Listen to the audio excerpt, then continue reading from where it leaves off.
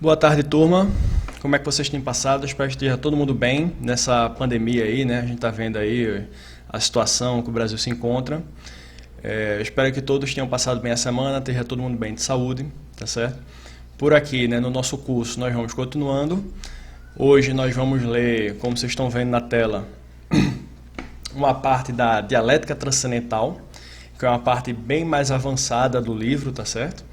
Antes, na aula passada, a gente leu um pedaço da analítica dos princípios, denominado esquematismo, né, da doutrina do esquematismo de Kant, e já tinha sido um pulo grande, né, já tinha pulado 100 páginas para chegar no esquematismo. Hoje a gente pulou mais umas 110, 120 páginas para chegar na dialética transcendental, né? Você pode ver que a Crítica da Razão Pura é um livro muito extenso.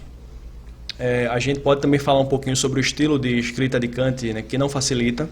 Kant é um autor que tem um estilo muito difícil, né, muito obtuso, um estilo que não é nem um pouco claro, ele repete muito, às vezes ele comete assim, ele fala uma palavra e depois vai explicar o que aquela palavra significa muitas páginas depois, tá certo? É um livro difícil de ler. É um desafio aprender assim, Kant a partir da leitura da obra principal, mas é um autor muito rico, né, muito profundo. As ideias que Kant trabalha são muito interessantes, né, a respeito da natureza do conhecimento, o limite do conhecimento humano e tal. Isso é só na Crítica da Razão Pura, né? Kant tem muitos outros livros importantes também. Mas o fato é que a Crítica da Razão Pura é um livro extenso demais.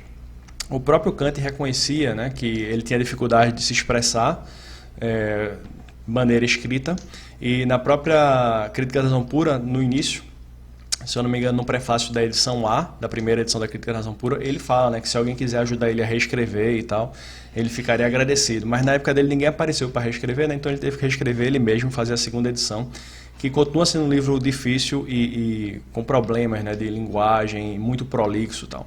Então, no nosso curso, como um curso de introdução, a gente não vai ler tudo da crítica, né, ficou claro isso já para vocês. A gente pulou aí mais de 100 páginas de novo e a gente agora chega, né, com esse salto, a gente aterriza na primeira parte da dialética transcendental da Crítica da Razão Pura, tá certo?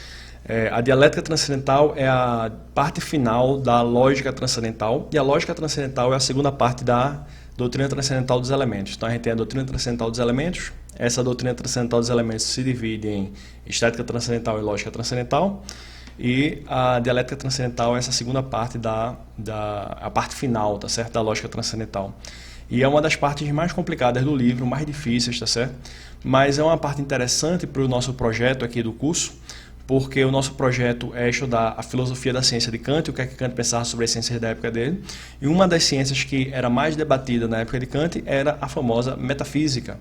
O problema que Kant já tinha observado, e outros autores já tinham observado na época de Kant também, é que no caso da metafísica, a metafísica não era a terra de ninguém. Um autor escrevia um texto importantíssimo e logo em seguida chegava um autor que escrevia o contrário e não se encontrava uma maneira, os acadêmicos da época, né, os intelectuais da época não encontravam uma maneira para decidir quem estava certo, se era o autor A ou o autor B. Kant acha que isso é um problema fundamental da metafísica, mas ele vai dizer que a metafísica ainda tem alguma importância, tá certo? Apesar de que não constitui um conhecimento válido, a metafísica para Kant não é um conhecimento válido, certo? Vamos falar sobre isso na aula de hoje. Mesmo assim, ela ainda tem uma certa importância como um ideal para onde a razão deve seguir, tá certo? O conhecimento deve seguir, mas não é um conhecimento concreto, tá certo? Então, na aula de hoje a gente vai ler algumas partes dessa dialética transcendental, tá certo? Vocês podem ver no texto que eu deixei para vocês na sala virtual, que é um texto que tem 30 páginas, e vocês sabem, se vocês estão acompanhando minhas aulas, que não vai dar tempo de ler 30 páginas no tempo de aula que a gente tem aqui, tá certo? Que a gente vai designar para gravação. Então a gente vai escolher trechos, vamos ver se a gente consegue ler o máximo possível, mas a gente vai escolher trechos, tá certo? Mas uma coisa que eu posso dizer para vocês logo de saída é que nesse trecho Kant vai explicar qual o problema da metafísica, tá certo? Mas vai explicar também por que a metafísica é essencial para a razão humana, o que a razão humana não consegue se livrar desse desejo de conhecer as coisas através da metafísica, né? Para Kant é uma necessidade natural da razão humana. Então, vamos lá, né? Vamos ver o que é que ele diz aqui, na medida que eu for lendo os textos eu vou lembrando de mais comentários para fazer, tá certo? Então tá aí, segunda divisão, dialética transcendental, introdução, primeiro tópico, né? Primeiro parágrafo, número 1, da aparência transcendental. Chamamos acima a dialética em geral uma lógica da aparência, certo? Então Kant diz que a analítica, isso eu acho que está numa das aulas que a gente leu, acho que é a aula 7, né? A analítica é a lógica da verdade, né? Que estuda como é que os conceitos denominam, como é que eles fazem referência a objetos e se tornam verdadeiros, tá? No caso, a dialética não vai ser uma lógica da verdade, vai ser uma lógica da aparência, daquilo que parece estar certo, mas não é, tá certo? Continuando, né? Uma lógica da aparência vai ser uma lógica do erro também, tá certo? Não significa que seja uma teoria da verossimilhança, porque a verossimilhança é uma verdade, embora conhecida por razões insuficientes. Para Kant, né, verossimilhança é aquele negócio que é verdadeiro, mas você não consegue provar, tá certo? É assim que ele interpreta a palavra. Verdade, pois, cujo conhecimento é deficiente, mas nem por isso é enganador, não devendo, por conseguinte, ser separado da parte analítica da lógica. Ainda menos se deverão considerar idênticos o fenômeno e a aparência. Então Kant diz que é a lógica da aparência, mas não está querendo dizer que é a lógica do fenômeno, certo? Eu já tinha dito para vocês numa aula anterior que o fenômeno é como as coisas parecem ser para nós, por causa daquela parte lá da Revolução Copernicana de Kant. A teoria do conhecimento de Kant substitui as coisas em si pelos fenômenos, diz que o nosso conhecimento é apenas o conhecimento dos fenômenos, mas isso não quer dizer que é um conhecimento da aparência. Kant faz uma diferença, né, de como as coisas parecem ser para nós e da aparência, né, que nos engana, que na verdade a aparência é um equívoco, um erro, tá certo? Vamos lá. Porque a verdade ou a aparência não estão no objeto, na medida em que é intuído, mas no juízo sobre ele, na medida em que é pensado, certo? Pode-se dizer que os sentidos não erram, não porque o seu juízo esteja sempre certo, mas porque não ajuizam de modo algum. Então o fenômeno é aquilo que é percebido pelos sentidos, certo? Já a aparência vai ser um erro lógico. Vamos dizer o quê? Vamos continuar. Eis porque só no juízo, ou seja, na relação do objeto com o nosso entendimento, se encontra tanto a verdade quanto o erro, certo? Tanto a verdade quanto o erro. E, portanto, também a aparência, enquanto induz a este último. A aparência é o que leva ao erro, tá certo? Num conhecimento que concorde totalmente com as leis do entendimento, não há erro. Numa representação dos sentidos, porque não contém qualquer juízo, também não há erro. Nenhuma força da natureza pode por si se afastar das suas próprias leis. Então, o que é que isso significa? Ele vai explicar. Portanto, nem o entendimento, sem influência de alguma outra causa, nem os sentidos podem, apenas por si mesmo, errar. O primeiro porque, agindo apenas segundo as suas leis, o efeito, o juízo, terá de concordar necessariamente com elas, né? Então, Kant está dizendo assim, que o que causa o erro é uma influência indevida sobre o entendimento, tá certo? Uma influência indevida. Essa influência indevida vai ser o assunto dessa dialética transcendental, que vai ser o estudo da aparência, o que leva ao erro, tá certo? Porém, na concordância com as leis do entendimento que consiste o lado formal de toda a verdade. Então, formalmente, a verdade tem que consistir com a lei do entendimento, que é a lei da não contradição. Nos sentidos não há qualquer juízo, nem verdadeiro nem falso. Os sentidos não pensam, eles não formulam juízos, tá certo? Como possuímos apenas essas duas fontes de conhecimento, segue-se que o erro só é produzido por influência desapercebida da sensibilidade sobre o entendimento, pela qual os princípios subjetivos do juízo se confundem com os objetivos e os desviam do seu destino. Então, o que ele está dizendo aí é que a sensibilidade pode influenciar indevidamente o entendimento, tá certo? Aí ele vai dizer, do mesmo modo, um corpo em movimento, que por si só seguiria sempre em linha reta, numa determinada direção, adquire um movimento curvilíneo quando atua sobre ele uma força numa direção diferente, né? Isso aí está falando do erro, tá certo? Uma metáfora para falar do erro, a linha reta e a curva que faz com que o objeto não chegue no seu destino, né? se equivoque. Aí, essa parte é interessante, mas a gente não precisa se debruçar muito sobre isso não, tá certo?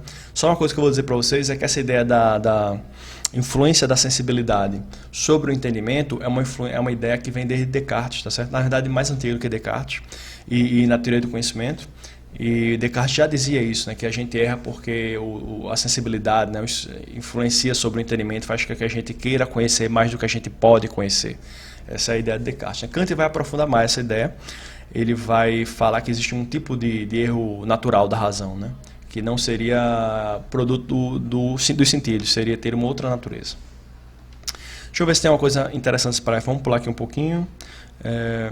Não nos compete aqui tratar da aparência empírica, por exemplo, das ilusões de ótica, não é isso que Kant está falando, né? Se você tem uma miragem, não é nesse capítulo que ele vai analisar a miragem, tá certo?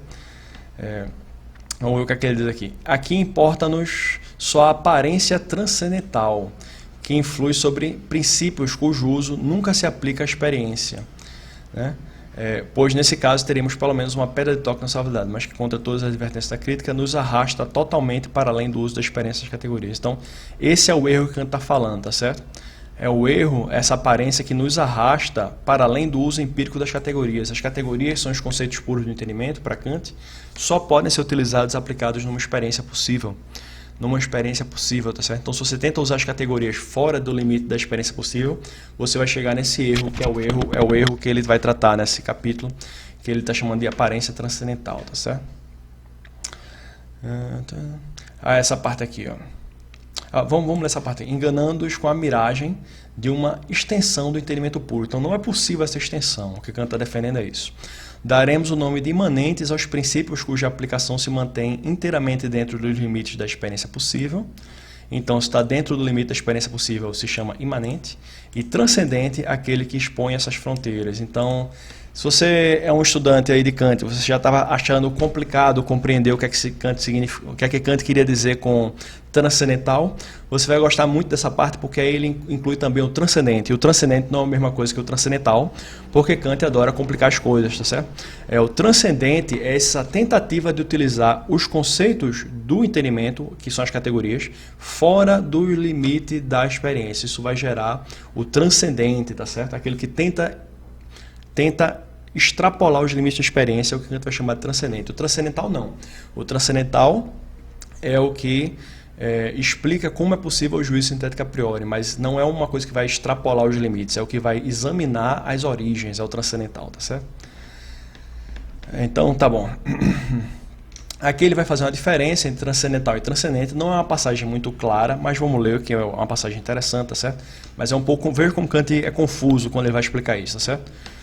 Mas por estes, que são os transcendentes que ele está falando, né, que ultrapassam os limites da experiência, por esses não entendo o uso ou o abuso transcendental das categorias, que é um mero erro da faculdade de julgar, quando está insuficientemente refreada pela crítica e não bastante atenta aos limites do único terreno em que se pode exercer o entendimento puro. Qual é o único terreno em que se pode exercer o entendimento puro? É a experiência, tá certo? Refiro-me a princípios efetivos. Então Kant está dizendo assim, o transcendente não é o transcendental que errou e julgou o limite do conhecimento errado, de maneira equivocada. Ele está dizendo assim, princípios efetivos, princípios que seriam naturais da razão e que estimulam a razão a tentar passar dos limites da experiência. Então, o transcendental poderia errar, se a crítica fosse feita errada, poderia errar e dar um limite errado para o conhecimento, poderia acontecer. Mas Kant está dizendo que o transcendente é mais do que um erro momentâneo, um erro casual. O transcendente é aquele que é um princípio que efetivamente nos obriga a tentar passar essas barreiras. E essa é a natureza da metafísica, entendeu? O assunto da aula de hoje, na aula passada a gente falou de matemática, né? Fala um pouquinho de física também nas aulas passadas. A aula de hoje a gente vai falar muito mais sobre metafísica, né? Que é um dos mistérios da crítica da razão pura que Kant quer resolver, é por que a metafísica não dá certo e a matemática e a física dá certo. Então, por que a metafísica não dá certo? Esse é o assunto da aula de hoje, tá certo? Além dela não dar certo, né? Ela não dá certo, mas ela é essencial para a razão. Por que ela é essencial para a razão? Esses são os assuntos que a gente vai trabalhar aqui. Além dela não dar certo, né? Por que ela é essencial para a razão? Então vamos lá. Convido a derrubar as barreiras e passar um terreno novo que não conhece em parte alguma qualquer demarcação. Eis porque transcendental e transcendente não são idênticos. Os princípios do entendimento puro que anteriormente apresentamos deverão ter apenas uso empírico e não transcendental, isto é, não devem transpor a fronteira da experiência. Então os princípios de entendimento, novamente, são as categorias, né? São os conceitos puros de entendimento. Mas um princípio que suprime estes limites ou até nos imponha a sua ultrapassagem denomina-se transcendente. Então, espero que aqui tenha ficado mais claro, né? A diferença entre o transcendente e o transcendental, que é uma coisa confusa. Kant escolheu palavras aí bastante confusas, né? Mas espero que tenha ficado claro agora. Se a nossa crítica conseguir desmascarar a aparência destes ambiciosos princípios, poderão os princípios do uso simplesmente empírico denominar-se em oposição a eles princípios imanentes do entendimento puro. Então, quando as categorias são utilizadas corretamente, elas são utilizadas através de princípios imanentes. Quando elas são utilizadas incorretamente, são a partir como é que se diz? São transcendentes, né? O uso incorreto é o transcendente, o uso correto é o imanente. Beleza? Então, deixa eu ver aqui. Essa parte aqui eu vou pular, né? Ele define ilusão aqui no meio, é interessante, mas não é tão importante assim. Ele está dizendo que a metafísica é uma ilusão natural e inevitável, né? Ok. Deixa eu ver. Ok. Aí vamos começar a ler essa passagem 2 aqui, tá certo? Parágrafo 2, da razão pura como sede da aparência transcendental. Parágrafo A, da razão em geral. Da razão em geral, certo? Todo o nosso conhecimento começa pelos sentidos. Esse início desse parágrafo é interessante. Todo o nosso conhecimento começa pelos sentidos. Lembram lá no início da introdução que Kant começa, todo conhecimento começa com experiência, mas não deriva da experiência, essa é a tese kantiana. Então, novamente, veja como esse princípio do início da experiência é importante para Kant, né? Veja como é que ele começa a passagem. Todo nosso conhecimento começa pelos sentidos. Daí passa ao entendimento e termina na razão. Então, quando a gente vai começando a ler a crítica da razão pura, Kant primeiro nos apresenta a sensibilidade, né? Que são os sentidos, que é a faculdade do ser humano que permite a ele perceber o mundo externo, só volta a perceber a ele mesmo, seus sentimentos, tudo isso Kant classifica como sendo parte da sensibilidade. Depois ele introduz o entendimento, que formula conceitos, e agora ele vai introduzir a razão, que seria uma terceira faculdade. Claro que o negócio é mais complicado do que isso, porque a gente sabe que também existem outras faculdades, né? Existe aí a faculdade de julgar, existe aí a faculdade da imaginação. Então, o sujeito transcendental de Kant é cheio de faculdades, mas as três que ele foca mais é o entendimento, a sensibilidade, o entendimento e a razão. A razão é o número 3. Vamos ver o que é que ele diz aqui sobre a razão. Então, termina na razão, acima da qual nada se encontra em nós mais elevado, que elabore a matéria da intuição e traga a mais alta unidade do pensamento. Então, o conceito sintetiza intuições, a intuição é singular, tá certo? O conceito agrupa uma série de intuições e a gente vai ver que a razão formula raciocínios juntando conceitos, tá certo? A razão é uma propriedade essencialmente lógica, é o que Kant vai defender aqui. Por quê? Porque lógica é a faculdade de formar raciocínios, tá certo? A lógica é a ciência de formar raciocínios, digamos assim, tá certo? A faculdade que formula é a razão. Ao ter de apresentar agora uma definição dessa faculdade suprema de conhecer, encontro-me num certo embaraço, né? Da razão como do entendimento há um uso apenas formal, isto é, lógico, uma vez que a razão abstrai de todo o conteúdo do conhecimento, mas também há um uso real, pois ela própria contém a origem de certos conceitos e princípios que não vai buscar os sentidos nem o entendimento. Esses certos conceitos e princípios vão ser aqueles que levam a gente a tentar ultrapassar os limites da experiência. Esses são os certos princípios e conceitos são naturais da razão. Eu botei aqui para ler mais um pouquinho, vamos lá. A primeira destas duas faculdades, há muito que foi definida pelos lógicos como a faculdade de inferir mediatamente, por oposição às inferências imediatas, consequentes imediatas. Então, Kant está falando de inferências, né? Na lógica aristotélica, que é a lógica clássica que Kant conhecia, principalmente, existem dois tipos de inferência: inferências imediatas e inferências mediatas. Se você tem a seguinte frase, por exemplo, alguns homens são carecas. Uma inferência imediata de alguns homens são carecas é que alguns homens não são carecas, tá certo? Uma consequência mediata é aquela que precisa de uma outra frase no meio para chegar na conclusão. Você não consegue derivar uma conclusão imediatamente em uma frase só, tá certo? Então, a lógica aristotélica estuda isso, né? O quadrado das oposições, a conversão, a obversão, e tem uma outra operação que eu não lembro o nome, tá certo? Mas isso é assunto basicamente de lógica. Se você acha a lógica interessante, eu estou pensando no próximo semestre em oferecer um curso online de lógica, tá certo? Deixar Kant um pouquinho do lado e estudar lógica. Já estou me preparando, inclusive, já estou estudando lógica. Bom, mas vamos lá, continuando. Consequências imediatas. A segunda, porém, que é a produtora de conceitos, não é ainda conhecida por essa característica. Então ele vai dizer que a razão tem um uso lógico e um uso transcendente, tá certo? Como aqui se apresenta a razão dividida em duas capacidades, uma lógica e outra transcendental, deverá procurar-se um conceito mais elevado desta fonte de conhecimento, que englobe os dois conceitos, sendo lícito esperar, entretanto, por analogia com os conceitos de entendimento, que o conceito lógico nos facultará a chave transcendental e que o quadro das funções, ou o quadro aqui, ó, a famosa tábua, tá certo? Das funções dos conceitos de entendimento nos concederá ao mesmo tempo a tábua genealógica dos conceitos da razão. Eu acho que eu mencionei isso quando eu dei aula sobre a lógica transcendental, né? que fala aí sobre a tábua de categorias, que Kant adorou a tábua de categorias. Ele usa a tábua de categorias em todos os lugares possíveis que ele puder na crítica da razão pura, inclusive na dialética transcendental, que é a lógica que vai estudar o erro. Para Kant, existem erros associados às categorias, tá certo? Então, do mesmo jeito que as categorias estão organizadas naquela tábua lá, que são 12 e tal, os erros também vão estar organizados numa tábua semelhante à da tábua das categorias. Então, Kant usa a tábua em tudo quanto for lugar que ele puder colocar essa tábua, ele coloca, tá certo? Ele adorou aquela ideia, né? A ideia do sistema, né? Você pega uma ideia e utiliza aquela ideia o máximo possível, tal. Na primeira parte da nossa lógica transcendental, definimos o entendimento como a faculdade das regras, certo? Isso é importante, pessoal.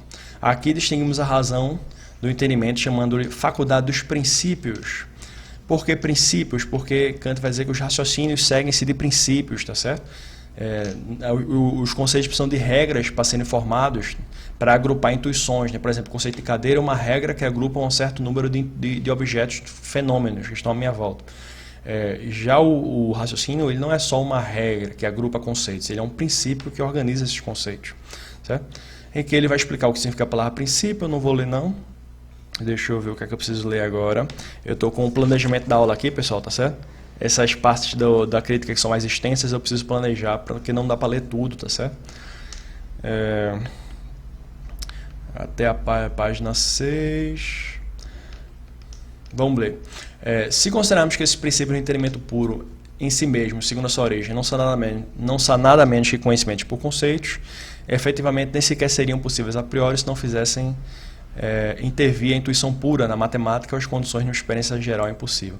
Uma experiência possível em geral. Kant está dizendo aqui que os princípios do entendimento são os conceitos, são as categorias, né? Que precisam estar presentes uma experiência possível em geral, ou, no caso dos princípios matemáticos, precisam apresentar uma intuição pura na matemática. Como assim uma intuição pura na matemática? Esse vai ser o assunto da nossa próxima aula, tá certo? A aula número 10 vai ser sobre isso, como é que a matemática apresenta intuições puras e tal. Então, vamos continuando. Que tudo o que acontece tem uma causa, não se pode concluir do conceito daquilo que acontece em geral. É antes este princípio que nos mostra como, do que acontece, se pode obter determinado conceito de experiência, tá certo? Então, Kant está dizendo aí que tudo que acontece tem uma causa, é a categoria de causa e efeito, tá certo? Ele está dizendo que a categoria da causa e efeito não se pode concluir de um acontecimento em geral. Não é uma análise do conceito de acontecimento que se retira a categoria de causa e efeito. Ao contrário, pelo fato de a gente possuir o princípio da categoria da causa e efeito, e da causalidade, é que se pode encontrar ou determinar esse conceito da causalidade na experiência. Se pode organizar a experiência de acordo com a regra da causalidade, porque esse conceito já está pronto, tá certo? Então, continuando. O entendimento não pode, pois, proporcionar-nos conhecimentos sintéticos por conceitos sintéticos, tá certo? O entendimento só pode proporcionar juízos analíticos por conceitos. E só esses conhecimentos dão absolutamente o nome de princípios. Então, para ser um princípio tem que ser sintético, enquanto todas as proposições universais em geral, só por comparação se podem denominar princípios. Bom, essa parte aqui talvez esteja um pouco confusa, mas não é muito importante.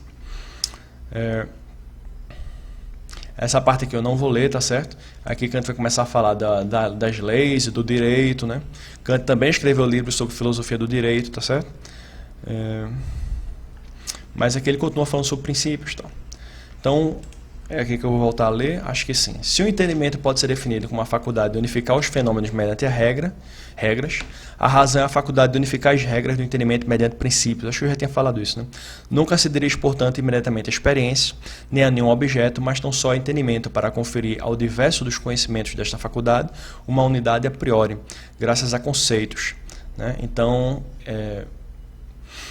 ele confere o que? Uma unidade, né, os conceitos, né, juntando eles no juízo, juntando no raciocínio. Unidade que pode chamar-se unidade de razão, e é de espécie totalmente diferente da que pode ser entendida como, pode ser realizada pelo entendimento. Então, a unidade da razão é diferente da unidade do entendimento, tá certo? Este é o conceito geral da faculdade de razão, na medida em que se pode tornar compreensível sem auxílio de qualquer exemplos, que só mais tarde deverão ser apresentados. Opa, acabou a passagem. Beleza, então era isso que eu queria frisar aqui, né? O entendimento pode ser definido com a faculdade de unificar fenômenos mediante regras, a razão é a faculdade de unificar regras mediante princípios. Então tá bom, vamos passar adiante. Deixa eu ver, luz lógica da razão, a gente vai ler aqui. Faz-se uma distinção entre aquilo que é conhecido imediatamente e o que só é por inferência. Conhece imediatamente que há 3 ângulos numa figura limitada por 3 linhas retas, tá certo? Isso aí, se tem 3 linhas retas, vai ter 3 ângulos, são uma figura, né? Uma figura na geometria. Então. Mas só pelo raciocínio se conclui que estes ângulos são iguais a 2 retos, ou seja, 180 graus. Como precisamos constantemente inferir, a tal ponto nos habituamos que, por fim, já não notamos essa diferença e muitas vezes consideramos percebido imediatamente, como na chamada ilusão dos sentidos, o que afinal só concluímos por inferência. É isso que a gente está querendo dizer, né? Que a gente infere muito. Nós fazemos muito raciocínio o tempo todo. Em todo raciocínio, há uma proposição que serve de princípio e outra a conclusão, que dela é extraída, e por fim a dedução, a consequência, pela qual a verdade da última será indissoluvelmente ligada à verdade da primeira. Depois eu vou apresentar um exemplo para vocês, certo, pessoal? Vamos ler mais um pouquinho aqui. Se o juízo inferido já se encontra no primeiro, de tal modo que dele pode ser extraído sem intermédio de uma terceira representação, a inferência é imediata, a consequência imediata. Quanto a mim, preferiria denominá-la inferência do entendimento. Aí Kant querendo complicar, né? Não bota inferência no entendimento, não, Kant. Kant já disse que inferência é a propriedade da razão, aquele diz que poderia, né, preferiria denominá-la inferência no entendimento para complicar mais, né, Kant? Mas se, além do conhecimento que serve de princípio, é necessário ainda outro juízo para operar a conclusão, a inferência denomina-se inferência da razão, raciocínio. Tá certo? Então, a proposição todos os homens são mortais já contém as proposições alguns homens são mortais, alguns mortais são homens, nada do que é imortal é homem, tá certo? Então, se alguns homens são mortais, é uma conclusão imediata que todos os homens, que alguns, né? Peraí, voltando. Se todos os homens são mortais, é uma conclusão imediata que alguns homens são mortais, porque se todos são, alguns são, tá certo? Em contrapartida, a proposição todos os sábios são mortais não se encontra no juízo em questão, porque o conceito de sábio não aparece aí, e só mediante um juízo intermediário que se pode extrair dele. Vamos ver um exemplo aqui? Eu preparei aqui, ó, tipos de raciocínios utilizados por Kant, já que essa é uma aula que vai falar muito de lógica, tá certo?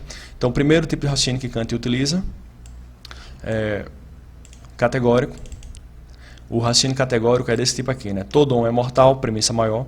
Sócrates é homem, premissa menor. Você pode ver que Sócrates é homem é uma parte da frase que vem antes, tipo essa frase aqui é uma parte dessa frase aqui, tá certo? E logo, Sócrates é mortal é a conclusão. Por quê? Porque se todo homem é mortal e Sócrates é homem, a palavra homem aparece 2 vezes aqui, ela faz um encadeamento entre essas sentenças, e a conclusão é que Sócrates é mortal. Você pega esse sujeito aqui, pega esse predicado aqui, junta os dois, Sócrates é mortal. Esse é um raciocínio categórico, tá certo? Ele vai falar mais de outros tipos de raciocínio mais para frente. Note que nesse caso aqui, ele chama isso uma inferência mediata, porque é necessária uma terceira frase entre a inicial e a conclusão. Tá certo? Já se você colocar assim, todo homem é mortal, portanto, alguns homens são mortais, essa parte aqui já seria a conclusão, tá certo? E ela não precisaria de nenhum meio termo para chegar nessa conclusão, já é uma inferência imediata. Espero que tenha ficado mais claro para vocês agora, tá certo? Voltando para o texto, deixa eu ver. Ok. Em toda inferência da razão, concebo primeiro uma regra maior pelo entendimento. Todo homem mortal seria a regra maior. Em segundo lugar, subsumo um conhecimento na condição dessa regra, que seria a premissa menor, que seria a parte da regra maior. Mas você precisa utilizar a faculdade de julgar, de acordo com Kant, para não julgar errado, tá certo? Para não dizer que uma frase faz parte da outra sem fazer parte de fato. Por fim, determino meu conhecimento pelo predicado da regra, conclusão, por conseguinte, a priori pela razão. A relação, pois, que a premissa maior representa como regra entre um conhecimento e a sua condição, constitui as diversas espécies de inferências da razão. Há, pois, precisamente 3 espécies de inferências de razão ou de raciocínio, como as do juízo em geral, segundo a maneira como exprime a relação do conhecimento e do entendimento. Ou seja, raciocínios categóricos, hipotéticos e disjuntivos. Vou mostrar aqui, o Kant quer falar com isso, né? Categórico é esse, todo homem é mortal, Sócrates é homem, logo Sócrates é mortal, tá certo? Hipotético é, se eu estudar a matéria, então seria aprovado no curso, essa é a hipótese, estudei a matéria, a afirmação do antecedente, a afirmação dessa parte aqui, tá certo? Logo, seria aprovado no curso, é a afirmação dessa parte aqui, tá certo? Então, esse é o raciocínio hipotético.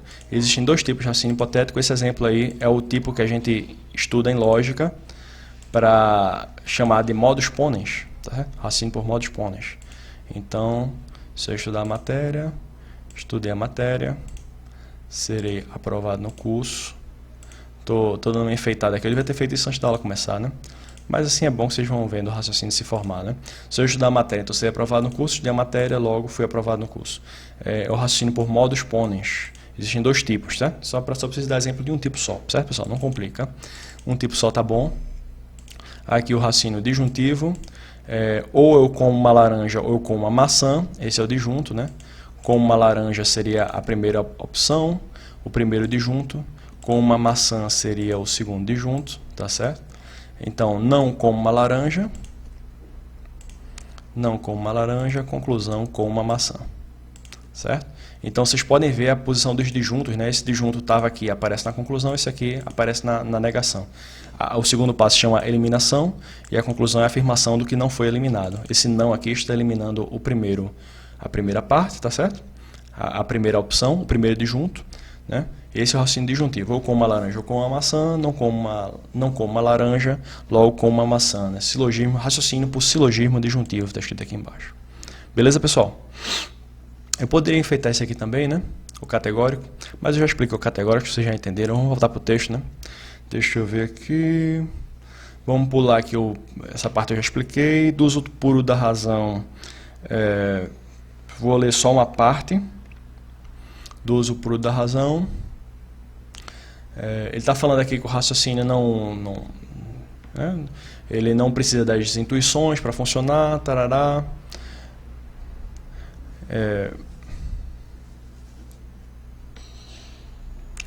Deixa eu ver. Aqui ele vai dizer que os raciocínios da razão pura são sintéticos, não são analíticos. Ele está fazendo soma de conceitos, tá certo? Ele fala algumas coisas aqui que ele vai explicar melhor mais para frente. Então essa parte aqui eu acho que a gente não ganha muito se a gente ler ele não, tá certo? Vamos passar essa parte aqui. Vamos para a página seguinte. Dos conceitos da razão pura.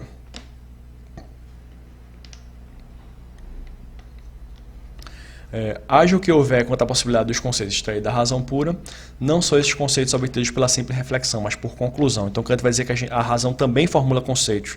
Só que esses conceitos ela formula independentemente da experiência, tá certo? E é isso que vai levar ao erro transcendental. Os conceitos de entendimento são também pensados a priori, anteriormente à experiência e com vista a ela. Esses conceitos de entendimento aqui são as categorias, tá certo? Mas nada mais contém que a unidade da reflexão sobre os fenômenos, na medida em que estes devem necessariamente pertencer a uma consciência empírica possível. Então as categorias são simplesmente uma regra de agrupamento de fenômenos, não quer dizer que o fenômeno tem que estar lá para ser agrupado, tá certo? Você pode ter a regra do conceito de elefante sem ter um elefante para agrupar naquele conceito, mas você tem que ter a experiência possível de um elefante para aquele conceito fazer sentido. É por isso que não faz sentido o conceito, por exemplo, de um quadrado redondo, porque não existe nenhuma experiência possível de um quadrado redondo, mas faz sentido o conceito de um elefante, existe a experiência possível de um elefante, tá certo? Só por seu intermédio são possíveis o conhecimento e a determinação de um objeto. São eles, pois, que dão matéria ao raciocínio e não há anteriormente a eles nenhum conceito a priori de objetos, a partir dos quais se possa concluir. Então, dizendo que a categoria é o conceito mais a priori que tem. Não tem nenhuma categoria mais a priori que as próprias categorias, certo? Não tem nenhum conceito mais puro do que as próprias categorias. E Kant vai dizer que é o uso errado das categorias que leva à formulação desses juízos que são transcendentes, que ultrapassam o limite da experiência. Então, deixa eu ver onde é que eu tenho parado aqui. Só por seu intermédio são possíveis o conhecimento e a determinação de um objeto. São eles que dão matéria ao raciocínio. Pelo contrário, visto constituírem a forma intelectual de toda a experiência, a sua realidade objetiva tem por único fundamento que a sua aplicação possa sempre ser mostrada na experiência. Então é isso, né? Como as categorias contêm a forma intelectual da experiência, o seu uso tem que ser mostrado na experiência. Só sempre na experiência, sem exceções. Porém, a denominação de conceito da razão, que são esses conceitos que vão ser problemáticos, tá certo? Kant vai explicar isso, já previamente indica que este conceito não deverá se confinar nos limites da experiência. Então, os conceitos da razão não vão se confinar nos limites da experiência, diferente das categorias. Por quê? Por que Kant? Kant diz, porque se refere a um conhecimento do qual todo conhecimento empírico é apenas uma parte, talvez a totalidade da experiência possível ou da sua síntese empírica. Embora a experiência efetiva nunca atinja por completo esse conhecimento, sempre, todavia, pertence a ele. Então, os conceitos da razão eles vão além da experiência. Né? Ok? Os conceitos da razão servem para conceber assim como os do entendimento para entender. Então Kant não explicou nada aí. Se os primeiros contêm o incondicionado, né, referem-se a algo que em todas, esse incondicionado que vai ser uma parte importante desse capítulo, tá certo? Referem-se a algo em que toda a experiência se integra, mas que em si mesmo não é nunca objeto da experiência, algo que a razão conduz a partir de conclusões extraídas da experiência, né? Então o incondicionado é extraído por conclusões da experiência, mas nunca é objeto da experiência. O incondicionado é o que a razão busca, o incondicionado, tá certo? Algo mediante o qual avalie mediante o seu grau, né? Avalie e meça seu grau. Como é que é? Algo mediante o qual avalia e mede o grau de seu, né, o grau de seu uso empírico, mas de que nunca constitui um membro da síntese empírica. Então esses objetos nunca fazem parte da formação da experiência. Se não obstante, tais conceitos têm validade objetiva, pode chamados conceitos da razão, conceitos Shachoni, né? Conceitos exatamente concluídos. Quando não obtiveram-se subrepticiamente pela aparência de raciocínios, podem chamar conceitos raticionantes, que são os conceitos sofísticos, são outros tipos de erros, né? Os conceitos da razão, eles são objetivos. Toda razão humana alcança esses conceitos da razão. Não é tipo os enganos de um sofista que está querendo passar a perna, né? É outro tipo de erro. Como, porém, só no capítulo de raciocínios dialéticos da razão pura se deve decidir, parará. Vamos passar aqui, deixa eu ver, das ideias em geral. Beleza, essa parte aqui eu não vou ler, mas eu vou dizer para vocês do que é que se trata, tá certo? Nessa parte aqui, é uma parte grande que Kant vai dizer que ele vai chamar conceitos da razão, ele vai chamar pelo nome de ideias. E aí, como o Kant é uma pessoa muito minuciosa, ele vai dizer que não é a forma como Platão está pensando a palavra ideia. Aí tem aqui uns 2 parágrafos que ele está falando mal de Platão, que Platão errou por causa disso e tal, e a República de Platão, parará. Então é uma parte que ele vai dizer que vai chamar os conceitos de razão de ideia, esse vai ser o termo que ele vai escolher, mas ele não quer que você conclua com isso que ele está utilizando a palavra ideia do mesmo jeito que Platão utilizava a palavra ideia, porque Platão está errado, e parará, você lê essa parte aqui, tá certo? Mas a gente vai ler aqui um pedacinho aqui dessa parágrafo, né? Que Kant vai falar um pouco de como ele pensa os nomes que ele dá às representações, né? O termo genérico é representação, subordinado a este situa-se a representação com consciência, percepção, perceptio, tá certo? Uma percepção que se refere simplesmente ao sujeito com modificação do seu estado é a sensação, uma percepção objetiva é o conhecimento, apesar de que na crítica da razão pura Kant utiliza o conhecimento de outras maneiras também, né? Porque ele não tem esse rigor de utilizar a palavra sempre da mesma forma. É um livro complicado de interpretar, certo, pessoal? Então esse parágrafo aqui é interessante porque ele vai dizer como ele classifica as representações, e tem vários tipos de representações diferentes, certo? Intuição, conceito, sensação, percepção, noção. Noção ele coloca aqui, é uma palavra que ele quase não usa na crítica, até noção ele diz aqui, tá certo? Mas as ideias transcendentais seriam, aqui, ó, as ideias transcendentais seriam os conceitos formulados pela razão que vão além da experiência. Se vocês estão entendendo até agora a aula, beleza? Vamos continuar. Se vocês estão entendendo, parabéns, né? Vamos lá. A analítica transcendental deu-nos o exemplo de como a simples forma lógica do nosso conhecimento pode conter a origem dos conceitos puros a priori, que anteriormente a qualquer experiência nos representam objetos, ou melhor, indicam a unidade sintética, única que permite o conhecimento empírico dos objetos. Então a analítica transcendental, ele está dizendo assim, é a simples forma do nosso conhecimento. Lembra quando a gente leu aquela passagem que se chamava assim, fio condutor para a tábua das categorias? Foi na aula 7, eu acho, que ele vai dizer que a forma lógica dos raciocínios levam ao conhecimento seguro e sistemático dos conceitos puros, né, que são as categorias, tá certo? Dos conceitos puros que são as categorias. Ele vai dizer que as formas de raciocínio também vão levar à lista das ideias transcendentais, tá certo? Do mesmo modo, podemos esperar que a forma de raciocínios, quando aplicada à unidade sintética das intuições, segundo a norma das categorias, contém a origem de conceitos particulares a priori que podemos dar o nome de conceitos puros da razão, ou as ideias transcendentais. Então, de onde é que Kant vai tirar a lista das ideias transcendentais dele? Também é das formas de raciocínio, né? A importância da lógica para Kant fica claro aí, né? Só que a lógica que ele conhecia era uma lógica debilitada, né? Uma lógica mais limitada do que a lógica que a gente tem hoje em dia. Então, talvez se Kant conhecesse a lógica que a gente tem hoje em dia, ele não tivesse tirado exatamente estas conclusões do livro dele, né? Porque na lógica que a gente tem hoje em dia tem muito mais tipos de raciocínios diferentes, muito mais tipos de juízos diferentes, e que determina o segundo princípio do entendimento no conjunto total da experiência.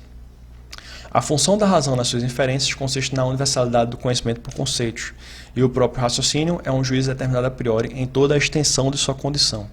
Pelo simples entendimento, poderia extrair da experiência a proposição caia mortal. Então, você formula essa proposição pelo entendimento, caia mortal, né? Pelo simples entendimento. Todavia, procura um conceito que contenha a condição pela qual é dado o predicado, a acessão em geral deste juízo, ou seja, aqui o conceito de homem. Né? Então, qual é o conceito mais amplo do que o conceito de caia mortal? O conceito de homem. Né? E depois de subsumido o predicado nesta condição de toda a sua extensão, todos os homens são mortais, determina deste modo o conhecimento do meu objeto. Não, ele está dizendo assim, a partir da proposição caia mortal, se você procurar qual é o conjunto mais universal do que o conjunto caio, o conjunto mais geral, aonde o conjunto caio está colocado, é o conjunto todos homens, né? Então, ele está dizendo, se você pega Sócrates mortal, Sócrates é homem, né? Não, o exemplo foi diferente. Né? Se você pega assim, Sócrates é mortal, mas todo homem é mortal, tá certo? Você poderia concluir utilizando a razão. Deixa eu ver aqui. Vamos lá. Vamos continuar lendo aqui, a gente tem tempo de aula ainda, né? É por isso que na conclusão de um silogismo, restringimos um predicado a determinado objeto, após tê-lo anteriormente pensado na premissa maior em toda a sua extensão. Esse é o caso aqui. Você pensa todo homem é mortal, depois você restringe, e na conclusão você chega à conclusão restringida, tá certo? Esta quantidade completa da extensão, como referência a tal condição, chama-se universalidade. Está correto, certo? Como Aristóteles dividia, né? Universais e particulares. Juízos universais e juízos particulares. Corresponde esta, na síntese das intuições, à totalidade das condições. Assim, o conceito transcendental da razão é apenas o conceito da totalidade das condições relativamente a um condicionado dado. Isso é importante. O conceito transcendental da razão é apenas o conceito da totalidade das condições relativamente a um condicionado dado. Certo? Como, porém, só o incondicionado possibilita a totalidade das condições, né? Aquele que é condição de tudo e não é condicionado por nada, porque se ele é a totalidade das condições, nada é condição dele, então ele é incondicionado. Né? E reciprocamente, a totalidade das condições é sempre em si mesma incondicionada. Um conceito puro da razão pode ser definido em geral como o conceito do incondicionado. Né? Então, o conceito puro da razão são essas ideias que a gente definiu como ideias, né? Como o conceito do incondicionado, na medida em que contém o fundamento da síntese das condições, tá certo? Da síntese do condicionado. Então, Kant está dizendo que a razão ela vai buscar o incondicionado. Se você perguntar assim, de onde é que eu vim, né? De onde é que eu surgi? Eu só nasci porque meus pais nasceram, mas de onde é que meus pais vêm? Meus pais só nasceram porque meus avós nasceram. Você cria uma série de condições, né? Se A, então B, mas A, por sua vez, precisa de uma outra letra que venha antes, tá certo? Então vamos dizer assim que, vamos fazer o contrário, né? B é a condição de A, qual é a condição de B? C é a condição de B, qual é a condição de C? D é a condição de C. Você tem que chegar no incondicionado, aquele que seja o início da série de todas as condições. E essa é a busca da metafísica, é a busca por esse incondicionado, que abarcaria toda a experiência, abarcaria tudo, tá certo? Então o Kant vai dizer aqui: haverá tantos conceitos puros da razão quanto as espécies de relação que o entendimento se representa mediante as categorias. Então, não falei para vocês que Kant ia colocar a tábua das categorias em tudo quanto fosse lugar da crítica da razão pura? Está aí, né? Então, teremos, pois, que procurar, em primeiro lugar, um incondicionado da síntese categórica num sujeito, em segundo lugar, o incondicionado da síntese hipotética dos membros de uma série, e em terceiro lugar, o incondicionado da síntese das disjuntivas num sistema. Veja que bonito, né? Por que isso? Porque as categorias de relação, as categorias do número 3 na tábua das categorias, é a categoria o categórico, hipotético e disjuntivo, né? As formas de juízo. Quais são as categorias que correspondem ao categórico, hipotético e disjuntivo? Deu branco agora.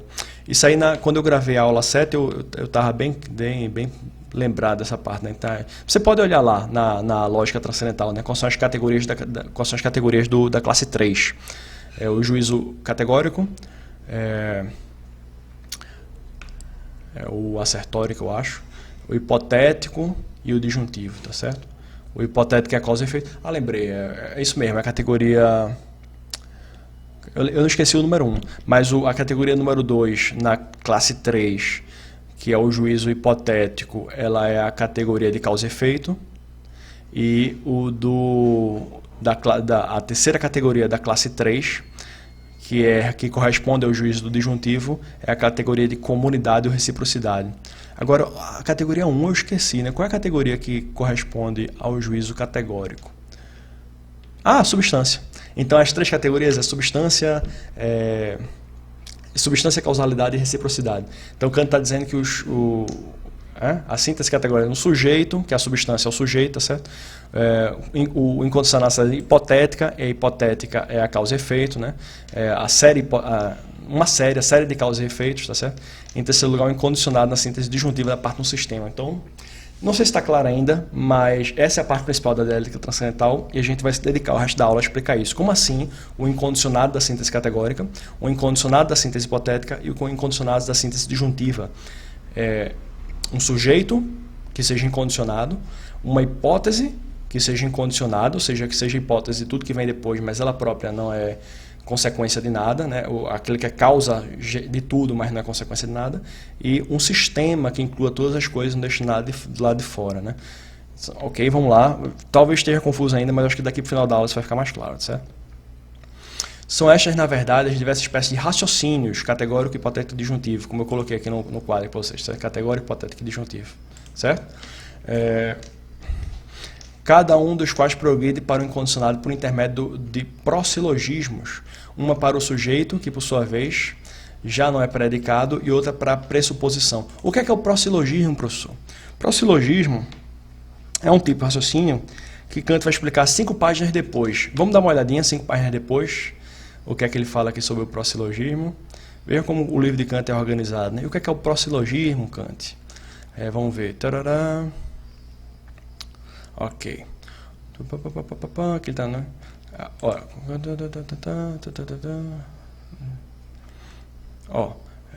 A polissilogística é uma série de silogismos, é um encadeamento de raciocínios, tá certo?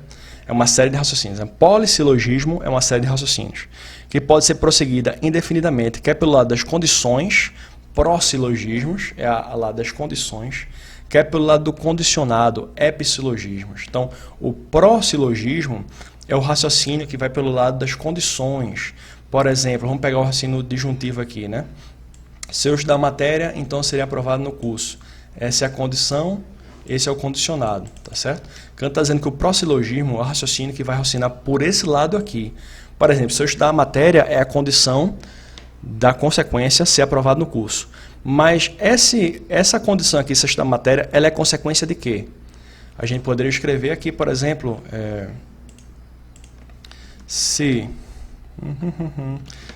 eu estiver disposto, então eu estudarei a matéria. E estudar a matéria aqui, nesse caso, aparece como consequência, tá certo? Aparece aqui como consequência e aqui aparece como condição. Essa aqui aparece como condição, mas no raciocínio seguinte ele poderia ser aprovado no curso, poderia aparecer como consequência. Então Kant está dizendo que a diferença entre prossilogismo e epissilogismo é que o prossilogismo ele pega a condição e pensa qual é a condição dessa condição. O epissilogismo pega a consequência e diz qual é a consequência dessa consequência.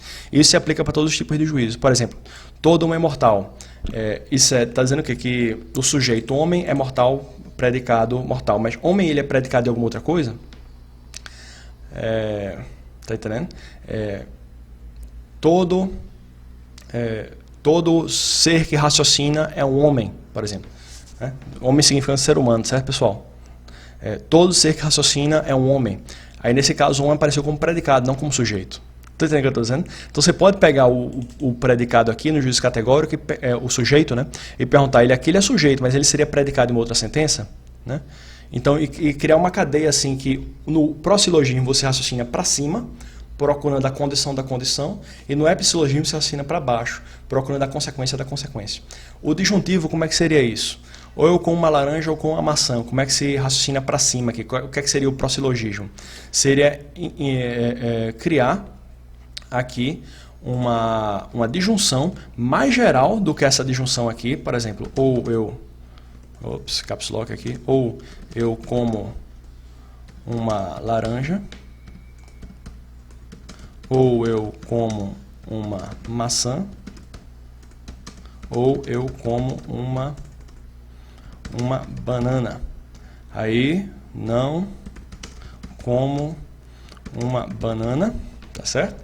Aí você vê aqui que a banana, que foi o termo que eu introduzi, né? Vou mudar a cor dele aqui para... Qual cor, pessoal? Qual cor, pessoal? Esse marrom aqui, né? Tá certo? Devia ter posto amarelo, né? Porque é banana, né? Devia ter posto amarelo, né? Vamos lá, amarelo. Amarelo, beleza. Ficou ruim para ler? Não sei se ficou muito claro, mas... Ou eu como uma laranja ou com uma maçã, ou eu como uma banana... Não com uma banana, portanto, ou eu como uma laranja ou com uma maçã. Então, ao invés de limitar mais o raciocínio, você amplifica, tá certo? Você raciocina para cima, você procura uma coisa mais geral. E o final da cadeia da busca pelo mais geral é o incondicionado. O que é que seria o incondicionado nesse tipo de raciocínio? Vamos ver. No categórico, seria o incondicionado, seria um termo que é somente sujeito e nunca é predicado. Então, todo é mortal, homem aqui é sujeito, mas poderia ser predicado, como, por exemplo, todo ser humano é um homem. Ok? Todo ser humano é um homem, todo é mortal, Sócrates é homem, logo Sócrates é mortal. Você poderia criar uma cadeira assim, a gente vai para cima. Então, você tem que encontrar um sujeito que não é predicado de nada. Aqui, você tem que procurar uma condição, né? Que não seja, que ela mesma não seja consequência de uma condição anterior, uma condição absoluta, que não tenha sido consequência de nada, e que todas as outras coisas sigam como uma cadeia da consequência daquela condição, tá certo? Aqui você vai introduzindo cada vez mais termos até chegar na totalidade. Então, ou eu como uma laranja, ou com uma maçã, ou com uma banana, ou eu dirijo um carro, ou eu dirijo uma bicicleta, eu pedalo a bicicleta, né? Ou eu gravo uma aula de canto e tal. Então, se você vai colocando cada vez mais disjuntos, né? O ou aqui, ó, você vai incluindo cada vez mais disjuntivos, tá certo? Vai incluindo cada vez mais disjuntos, mais um disjunto, mais um disjunto, mais um disjunto, até chegar na totalidade e você não conseguir incluir mais nada, tá certo? Então, vamos continuar a ler daqui, né? Então, o que Kant vai dizer, a aula já está um pouco adiantada, né? Já está perto da hora que eu queria parar. O que Kant vai dizer é que o pró-silogismo, ele vai levar ao incondicional, mas ele vai extrapolar os limites da experiência, tá certo? Porque você pode ter experiência de comer uma maçã ou comer uma laranja, mas você não pode ter experiência de todos os ous possíveis que existem no universo. A experiência da totalidade do cosmos, tá certo? Bom, vamos ler um pouquinho aqui. Bem depressa compreendemos que a cadeia ou série dos pró-silogismos, isto é, dos conhecimentos inferidos pelo lado dos princípios ou das condições de um conhecimento dado, ou por outras palavras, a série ascendente, eu falei que era para cima, né, dos raciocínios, se deverá comportar perante a faculdade da razão de modo diferente da série descendente, ou seja, do progresso da razão pelo lado do condicionado, mediante epsilogismos. Os epsilogismos são os silogismos que vão dar certo para Kant, porque eles vão se limitar, vão sempre se manter dentro do limite da experiência. O pró-silogismo é o problemático, que ele vai tentar sempre extrapolar o limite da experiência. Com efeito, visto no primeiro caso o conhecimento, conclusão, ser dada apenas como condicionado, não se pode atingi-la pela razão, senão pressupondo, pelo menos, que são dados todos os membros da série do lado das condições, a totalidade da série das premissas, porque só com esse pressuposto o presente juízo é possível a priori.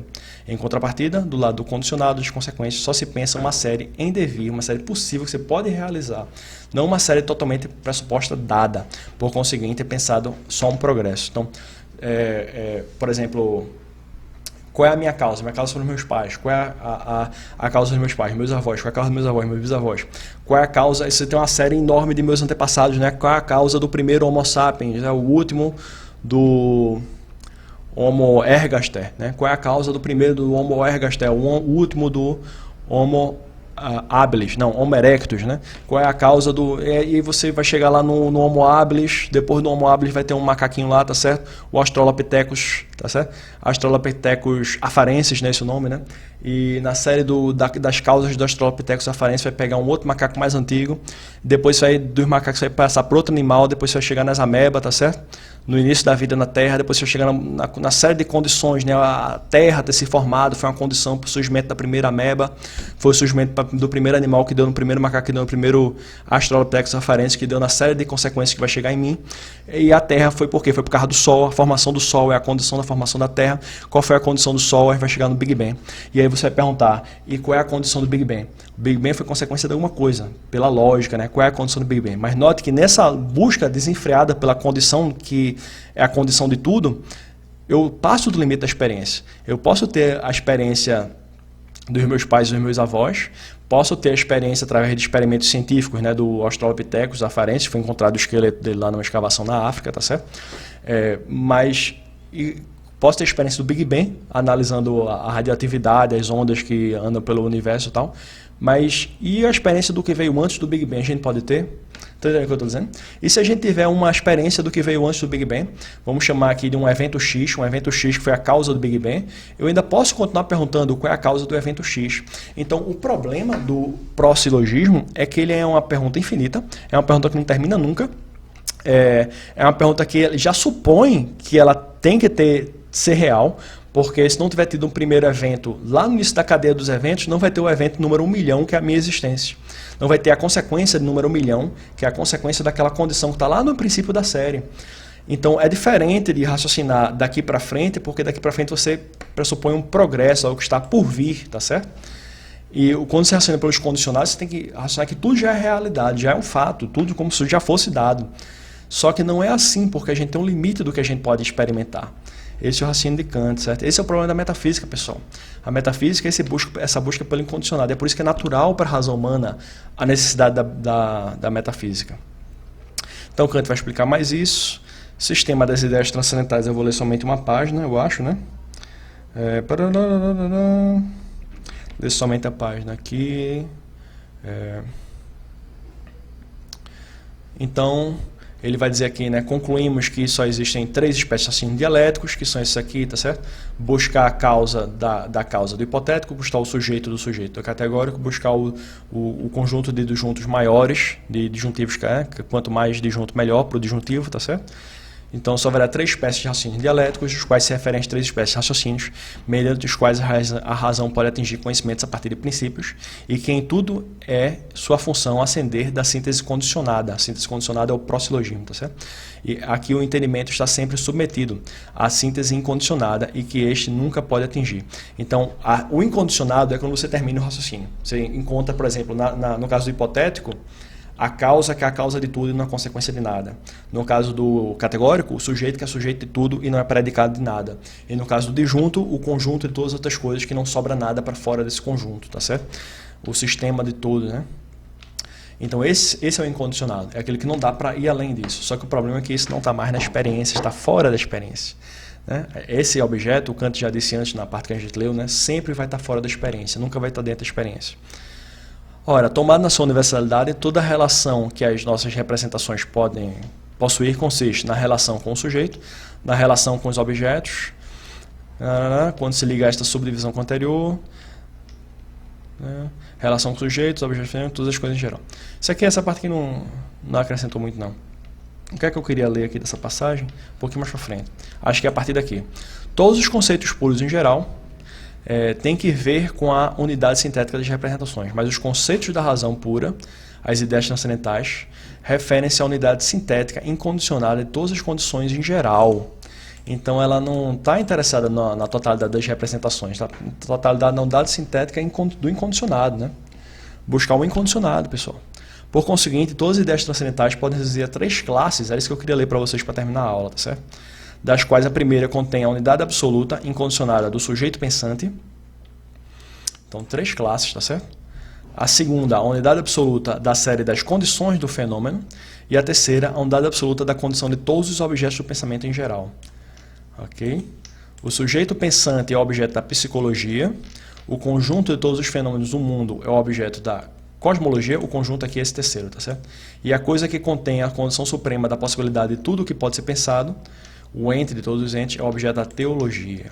Assim, pois, a razão pura fornece a ideia para uma doutrina transcendental da alma, que seria a psicologia racional, uma ciência transcendental do mundo, cosmologia racional, e, por fim, um conhecimento transcendental de Deus, a teologia transcendental.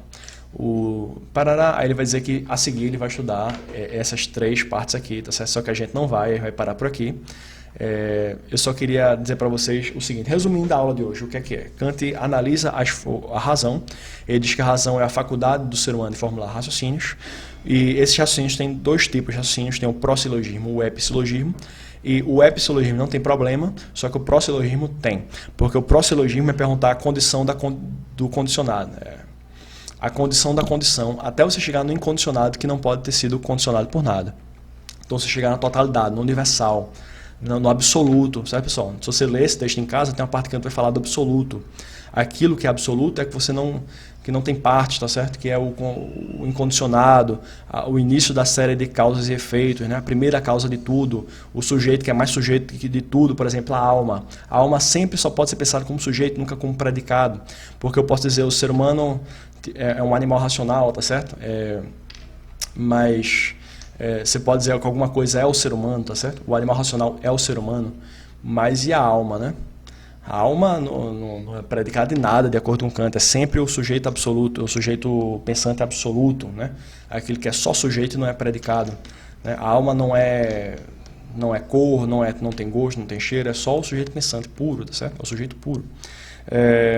E o terceiro, o cosmos, né? O cosmos é a totalidade de todas as coisas. Então, tentar alcançar essas representações universais e incondicionadas é o problema da metafísica. Para Kant, a metafísica é isso, é o estudo desses três conceitos, que não são conceitos de entendimento, são conceitos formados por raciocínios equivocados da razão, mas são conceitos que possuem uma objetividade, porque toda a razão humana, a razão de todos os seres humanos chega nesses três conceitos.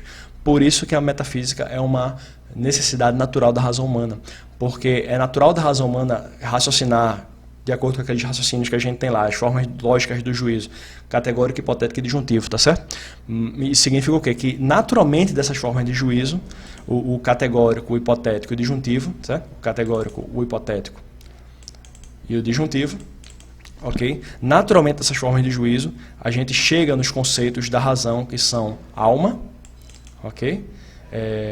Hipotético é Deus e disjuntivo é cosmos, a totalidade de todas as coisas que a gente consegue imaginar, mas que a gente não consegue experimentar. Então, são conceitos normais, naturais da razão humana, só que eles não são conhecimentos efetivos, porque esses conceitos só podem ser formulados como sendo extrapolando os limites da experiência humana. Não é possível a gente ter a experiência da primeira coisa de todas. Se a gente tiver a experiência de uma coisa, a gente pode sempre perguntar o que é que veio antes. Não é possível ter a experiência da totalidade do cosmos. Mesmo que a gente consiga listar todas as coisas que existem no universo, sempre vai existir a possibilidade de existir mais uma coisa, adicionar um disjunto a mais. E não é possível ter a experiência do sujeito que é sujeito puro, que não é predicado de nada. A gente também não tem como ter experiência disso. A alma, né? A experiência da alma. Então, é por isso que a metafísica... esse é o capítulo, certo, pessoal? Dialética transcendental, que Kant explica por que a metafísica é necessária para a razão humana, é essencial para a razão humana, mas também porque é que a metafísica ela dá errado, porque ela naturalmente, a posição dos seus conceitos, né, conceitos formados pela razão, já está errada para começo de conversa. O posicionamento, né, ele já é formulado como estando fora do limite da experiência e como sendo impossível ter experiência desses conceitos. Bom, turma, estou cansado de falar, né, a aula hoje foi longa. Vamos parar por aqui. Vocês viram que eu corri bastante, né, na parte inicial da aula para tentar tratar desses pontos para vocês, mas é um autor muito denso, né? A gente precisa falar muita coisa, precisa explicar muita coisa quando a gente lê Kant. E vamos parar por aqui. Espero que todo mundo fique bem. Essa é a aula de número 8, não é isso? É 8? Acho que é 8. É 8 ou é 9? Essa é a aula número 9, pessoal. Essa é a nossa penúltima aula, né?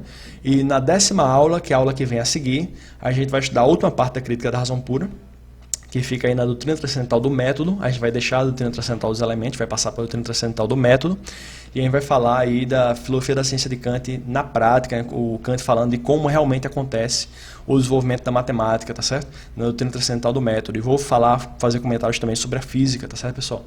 Então, turma, é isso. Espero que todo mundo fique bem por mais uma semana, tá certo? Aliás, espero que vocês fiquem bem indefinidamente, né? Por toda a série das consequências que vão aparecer aí no devir, certo? No futuro. Mas espero que vocês continuem bem e semana que vem a gente se encontra para a última aula sobre Kant, certo? Só um abraço para vocês, até semana que vem.